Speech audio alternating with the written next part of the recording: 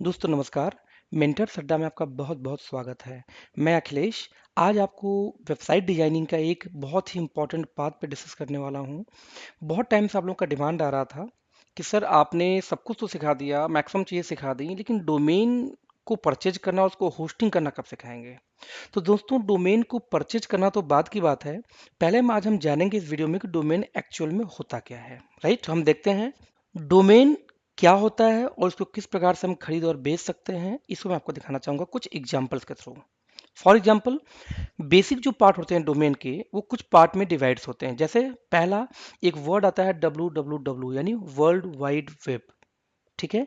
Second एक part आता है यूआरएल जिसका फुल फॉर्म होता है यूनिवर्सल रिसोर्स लोकेटर्स। तीसरा एक बहुत फेमस एक पार्ट अगेन है उसका, दैट इज आईपी एड्रेस जिसका आईपी का फुल फॉर्म होता है इंटरनेट प्रोटोकॉल। यदि मैं आपको कंबाइंड करूं इन सभी को तो फाइनली जो डोमेन जो होता है वेबसाइट के नाम को या वेब के एड्रेस को ही हम डोमेन बोलते हैं। जैसे google.com, गूगल क्या है, एक डोमेन का नाम है। मेरा वेबसाइट है मेंटर्स अड्डा डॉट कॉम, तो मेंटर्स अड्डा डॉट कॉम यानी मेंटर्स अड्डा हमारे डोमेन का नाम है। यदि मैं इसको अच्छी तरह से आपको समझाने का प्रयास करूं तो मैं एक एग्जांपल समझाता हूं। एग्जांपल जैसे मान लीजिए कि आपको किसी एक एड्रेस पे जाना हो, जैसे मान लीजिए सामने एक अपार्टमेंट है, आपको यदि वहां पे जाना हो तो आप कौन सा प्रोसेस फॉलो करेंगे। राइट। तो प्रोसेस क्या होगा कि सबसे पहले कहीं ना कहीं से आप एड्रेस निकालेंगे। आप फोन बुक से निकालें, किसी को फोन करके निकालें, कैसे निकालेंगे आई डोंट नो, लेकिन सबसे पहले आपको फोन बुक चाहिए जहां से आप एड्रेस लेंगे। तो फोन बुक लेने के बाद आपने सेकंड स्टेप क्या लिया, एड्रेस निकाला। अब एड्रेस तो आपको मिल गया, बट आपको जाना वहां पे तो कैसे जाएंगे। कोई ना कोई एक व्हीकल, कोई ना एक साधन चाहिए, और वो साधन जो आप लेंगे उस पर चढ़ेंगे, ड्राइव करेंगे, देन फाइनली आप कहाँ पहुंचेंगे, उस एड्रेस के ऊपर। मतलब ये कि लगभग 3 प्रोसेस के बाद आप फाइनली उस डेस्टिनेशन पे पहुंचते हैं। ठीक इसी प्रकार से यदि मैं फोन बुक की बात करूं तो इंटरनेट को मान लेते हैं फोन बुक, यानी कि वर्ल्ड वाइड वेब, क्योंकि यहाँ हजारों लाखों कई ट्रिलियन वेब एड्रेस पड़े हुए हैं। तो आपने क्या किया, जिस वेबसाइट पे जाना है, इंटरनेट एक फोन बुक की तरह है। और फोन बुक में से हम क्या करते हैं, सबसे पहले लेते हैं यूआरएल।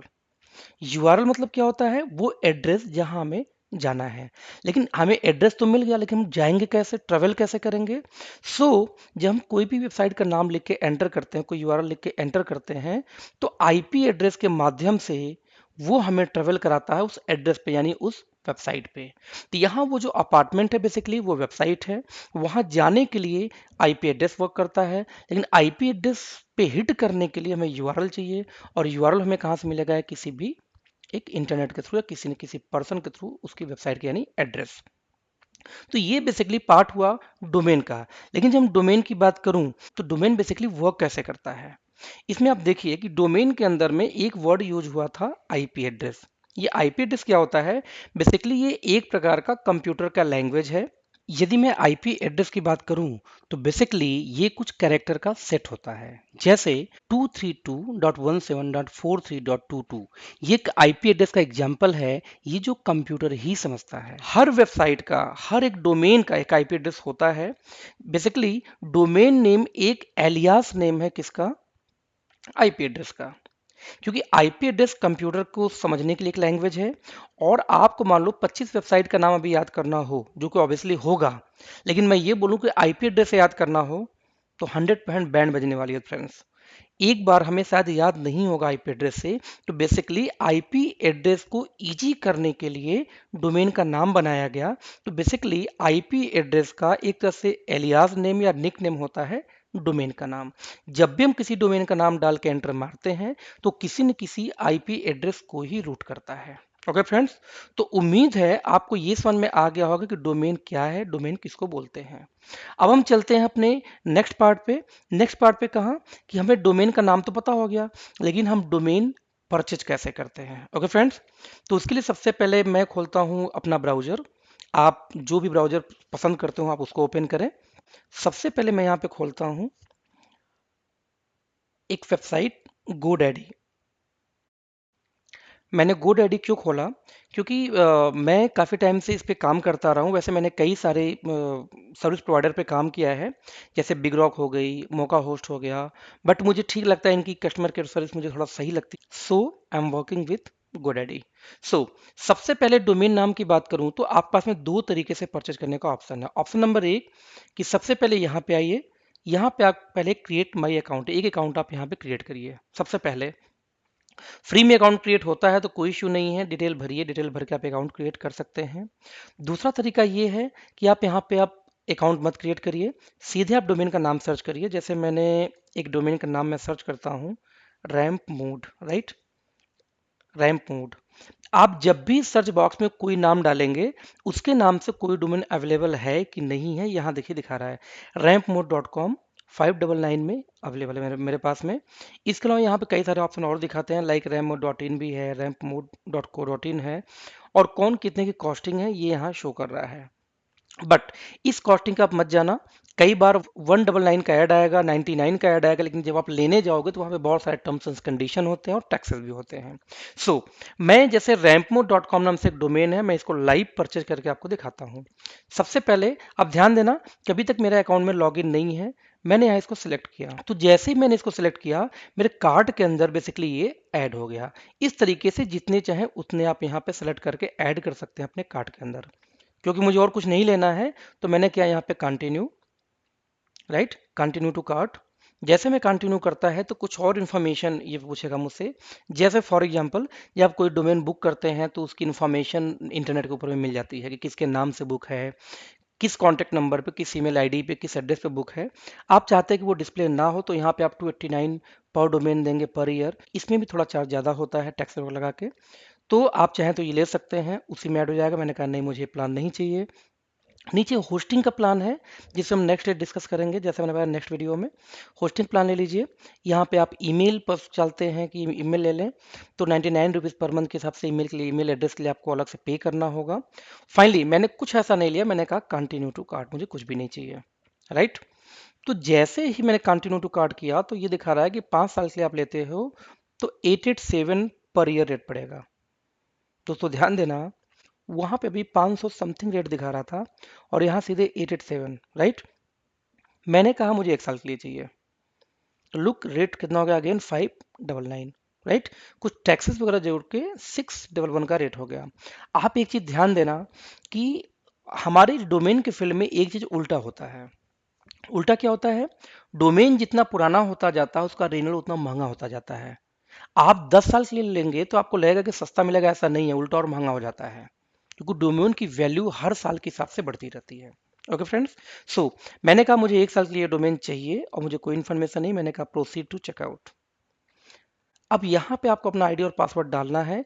यदि आपने अभी तक क्रिएट नहीं किया है तो आप क्रिएट कर सकते हैं एज ए न्यू कस्टमर यहाँ पे, या यदि आपने क्रिएट कर लिया है पहले से तो आप डायरेक्ट यहाँ पे साइन इन कर लीजिए जैसे मैंने किया। ओके, साइन इन करने के बाद में नेक्स्ट इन्फॉर्मेशन, आप बिलिंग इन्फॉर्मेशन आपका आ जाएगा, आप चेंज करना चाहें चेंज कर सकते हैं। और इसके साथ ही साथ आपको आएगा पेमेंट का ये ऑप्शन कि आप कैसे करना चाहते हैं। लाइक मैंने कहा कि मैं डेबिट कार्ड से पेमेंट करना चाहता हूँ, राइट। मैंने यहाँ टर्म्स कंडीशन को एग्री किया, मैंने अगेन किया place my order, right, means place your order. Okay, so billing information मैंने यहाँ दिया, मैंने कहा मैं डेबिट कार्ड से पेमेंट करूंगा। डेबिट कार्ड के बाद यहाँ पे ऑप्शन आ रहा है कि किससे करेंगे, मैंने कहा visa debit card issued in India. यदि आपके बैंक का नाम इसके अंदर में हो तो आप डायरेक्ट सेलेक्ट कर लीजिए, नहीं है तो कोई भी डेबिट कार्ड जो इंडिया में इशू किया गया है उसके थ्रू मैं यहाँ बुक कर लेता हूँ। मैं जब इसको कार्ड को बुक करने जाता हूँ तो यहाँ पे क्योंकि मेरा कुछ कार्ड पहले से यहाँ पे सेव है, मैं एक कार्ड को यहाँ पे एंट्री मैंने डाला और डालने के बाद मैं आपको लाइव परचेज करके दिखाता हूँ। डिटेल मैंने किए, मैंने कहा मेक पेमेंट। पेमेंट करते ही यहाँ पे, ओह, बिगेस्ट इशू फ्रेंड्स, मेरे पास में इसमें मेरी सेल फोन ऑफ हो गई है एक, और इसका जो पासवर्ड है बेसिकली ओटीपी उसी पे जाएगा। So I am really very sorry, बस 1 सेकेंड होल्ड करिए आप लोग, मैं देखता हूँ। ओह ग्रेट, ये तो यहीं मिल गया। सो मैंने अपने मेल से उठा के मैंने आपको यहाँ पे ओटीपी डाला। ओटीपी डालने के बाद मैंने सबमिट किया, और सबमिट करने के बाद जैसा कि आप देख पा रहे हैं प्रोसेसिंग में है पेमेंट, यस, नाउ ये डोमेन मेरा बुक हो गया, राइट। सो आप देख सकते हैं कि किस प्रकार से डोमेन बुक हुआ और डोमेन बुक करने के बाद आपका जो नेक्स्ट स्टेप आता है वो क्या आता है, आपकी बनी बनाई वेबसाइट को इसके ऊपर डालने का। क्यों? क्योंकि यदि मैं अभी खोलूं rampmode.com तो लुक, बुक तो मेरे नाम से हो गया है, बट अभी यहाँ कुछ शो नहीं करेगा कुछ भी, बट यहाँ कुछ शो नहीं करेगा। फिर भी यदि मैं GoDaddy पे जाके अपनी आईडी में लॉगिन करूं, लेकिन फिर भी मैं GoDaddy पे जाके यदि मैं अपनी आईडी लॉगिन करता हूं तो और मैं अपनी अकाउंट के अंदर जाता हूं तो वहां पे ये डोमेन्स शो कर रहा होगा जो कि मैंने अब तक बुक कर रखे हैं, राइट। मैंने मैनेज पे गया, डोमेन्स होस्टिंग, मैं मैनेज पे जाता हूँ। ये पैनल आपको मिलेगा जैसे ही आप परचेज करोगे, जो जो चीज़ें आप परचेज करोगे वो एक्टिव हो जाएंगी, राइट। यहाँ पे बहुत सारी डोमेन नेम्स हैं जिसमें मैंने अभी लिया रैम्प मोड। तो लेट्स सी, आप ये देख सकते हैं ये है rampmode.com। ओके फ्रेंड्स, तो rampmode.com बुक हो चुका है, लेकिन मैं एक इसमें अभी लाइव तो नहीं है, बस एक चीज मैं आपको करके दिखा सकता हूँ। वो क्या कि सबसे पहले मैंने क्या किया कि इसको यहाँ क्लिक करके मैं अभी भी इसको लगाता हूँ फॉरवर्डिंग। एक शब्द अक्सर आता है डोमेन फॉरवर्डिंग। सवाल पैदा ये होता है ये डोमेन फॉरवर्डिंग होता क्या है। बेसिकली देखिए डोमेन फॉरवर्डिंग क्या होता है कि जैसे अभी रैंप मोड पे कुछ भी नहीं आ रहा है, राइट। लेकिन मैंने क्या क्या कहा कि जब भी कोई रैंप मोड खोले तो पर्टिकुलर मेरी खुद की वेबसाइट खोल के आ जाए। वो क्या आ जाए, मैंने यहाँ डाल दिया बाई चांस www.eurobitsoft.com, जो मेरी सॉफ्टवेयर वाली कंपनी है, राइट। eurobitsoft.com। यहाँ पे लिखा रहा है कि परमानेंट होगा या टेम्पोरी, मैंने कहा नहीं अभी टेम्पोरी कर लो। यहाँ पे लिखा रहा है फॉरवर्ड ओनली या नीचे लिखा है फॉरवर्ड विद मास्किंग। इन दोनों में फ्रेंड्स क्या अंतर होता है।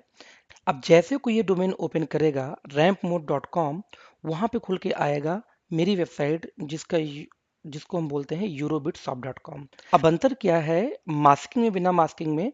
जैसे जब कोई रैंप मोड खोलेगा तो मैं फॉरवर्डिंग लगा दूंगा तो सीधे मेरा eurobitsoft.com खुल के आएगा, क्योंकि मैं यहाँ पे ऑप्शन डाल रहा हूँ कि जब भी कोई रैंप मोड खोले तो फॉरवर्ड करो कहाँ पे, eurobitsoft.com पे। बट यदि मैं यहाँ पे करता हूँ फॉरवर्ड ओनली तो उस केस में खुलेगा तो यही वेबसाइट, लेकिन साथ में ब्राउजर में यानी वेब एड्रेस में यहाँ पे नाम चेंज होकर दिखाएगा eurobitsoft.com, राइट। लेकिन मैं चाहता हूं कि डोमेन तो वेबसाइट तो मेरा ये खुले, बट यहाँ पे डिस्प्ले हो यूरोबिटसॉफ्ट नहीं बल्कि मेरा rampmode.com।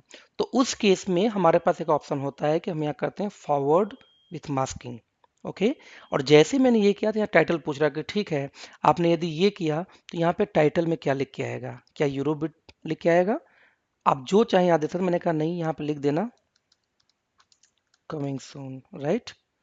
तो कमिंग सून डिस्क्रिप्शन वगैरह कीवर्ड वगैरह डाल सकते हैं। सो मैंने इसको ऐड किया और ऐड करने के बाद सेव किया। ऑब्वियसली सेव करने के बाद थोड़ा सा वक्त लगता है आने में, हाँ, लेकिन इसमें कोई डाउट नहीं कि यदि मैं rampmode.com, आप ऑब्वियसली मेरा वीडियो अपलोड होने तक तो एक्टिव हो ही जाएगा।